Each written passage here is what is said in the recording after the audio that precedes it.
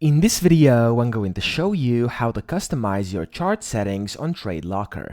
Now, you actually have three ways of doing this. I'm going to show you all three. The first one is by going down here to the bottom left where you can see the settings cogwheel. Click on that and then click on panel preferences, chart panel over here. Here, you can toggle different things such as show chart ask price, show different things over here. And then, of course, after you do that, basically just exit out and you've successfully changed your settings.